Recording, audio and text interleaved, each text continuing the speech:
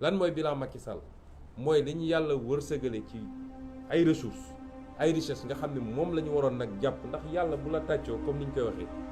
nga sàggan ba keneen ñëw fecc ko yàlla jox ñu pétrole jox ñu gaz jox ñu zircon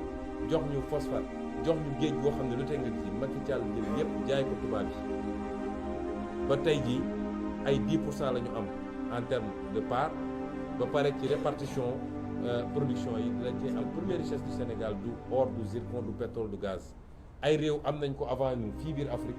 te tey Sénégal leen gën a avancé lan mooy différence bi mooy jàmm ji ñu am paix sociale ak cohésion sociale kenn musu fee waxu xeet kenn musu fee waxu diine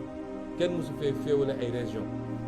ñetti président jaar nañ ci balaa Macky Sall kenn musul dégg débat yi assemblée nationale bi moom mooy gouverner waaye cër bu am solo bi mu am mooy voter loi ndax loi te loi nag mooy société loi mooy société ku fi nekk ci presse loi moo ne lii mooy code bi nii la ñuy amee licence nii nga war a defee lii mooy cahier de charge bi loi mooy wax naka la ñuy dawalee oto ci tali bi loi mooy wax ni sàcc baaxul ku ko def ñu teg la lii loi mooy wax ni pour am carte d'identité sénégalaise fii nga koy jaar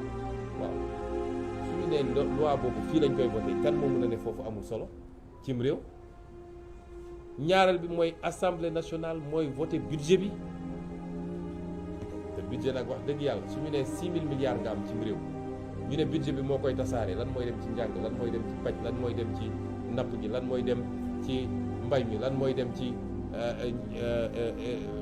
emploi ak yeneen kooku nga ne cër boobu du cër bu am solo cim réew ñu ne lan mooy rôle assemblée nationale encore ñu ne assemblée nationale mooy caytu nu ñu yoree réew bi contrôler action gouvernement kon loolu dañ ma bëgg wax ni loolu amul solo cim réew ñu ne lan mooy rôle assemblée nationale ñu ne rôle de représentation mooy député mooy dugg ci askan wi xool lan mooy jàmbatu askan wi mun a dem assemblée nationale jooyal leen ko foofu kon cër bu ëpp cëru assemblée nationale cim réew amul moo tax ñu ne woon sénégalais bu ngeen ñu joxee majorité am na liggéey boo xam ne mën nañ ko commencer déjà yeggali ko nag bu soobee yàlla 2024 gannaaw bu ñu fi jëlee waa ji discours boobu la sénégalais yi dégg ñu leen bu ngeen ñu joxee majorité suñ ñu andilee projet de loi 2023 nga xam ne moom la ñu war a examiner à partir de novembre bu dee projet de loi boobu intégré wul jiitalul lan liy yitte sénégalais yi dañoo bëgg dund gi wàññeeku gaz bi ceeb bi diwlin bi suukar bi yeneen ak yeneen dañoo bëgg loolu wàññeeku bu ñu andilee projet de loi boo xam ne loolu dugaluñu ko ci projet de loi boobu dañ koy delloo Macky Sall ak gouvernement en seconde lecture ne ko kii duñ ko wote moo tax ñu ne leen woon réew mi du bloqué day gën a avancé parce que réew boo jëlee doole réew mi yëpp teg ko ci loxo benn nit su dee nit kooku ku baax la ku yeewu la ku bëgg réew mi la mën na ko jëriñ mu liggéey bu baax mais bu dee safaan ba la te ñun dañoo gëm ni loolu moom la ñu nekk ak président Macky Sall réew moomu ci guuta lay dëkk te loolu pour nga rectifier ko mooy il faut li tubaab naan le pouvoir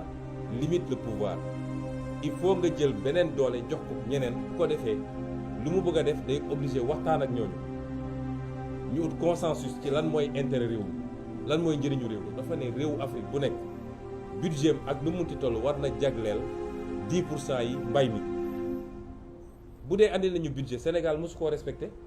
bu ñu andilee budget ñu gis ni li ñu jox mbay mi 5% la dinañ ko delloo Macky Sall ne ko yokkal parce que mbay mi priorité la ci ñun dañoo bëgg am autosuffisance ba li ñuy jéggaani fële ñu mun koo am suñu biir réew paj mi noonu njàng mi noonu feneen ak feneen noonu loolu mooy premier engagement bi ñu jëloon